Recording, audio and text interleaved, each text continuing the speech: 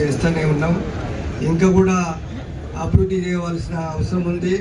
ఇంకా చాలామంది కూడా మనం ఎక్కున్నాం కాబట్టి ఇంకా అన్ని చర్చెస్ మొత్తం కూడా ఇంచుమించు 250 చర్చలు ఉన్నాయి. అక్కడి నుంచి కూడా రావాల్సిన అవసరం ఉంది.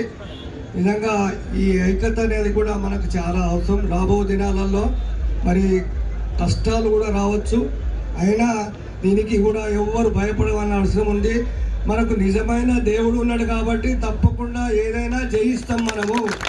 కాబట్టి విశ్వాసులందరూ కూడా ఏది ఏమన్నా మన లోపల ఏమన్నా ఉండొచ్చు, కానీ అందరం కూడా కలిసిమెలిసి ఈ కార్యక్రమానికి మన శక్తి ఎందుకు, మన బలం ఏందో చూపెట్టుకోవాల్సిన అవసరం ఉంది.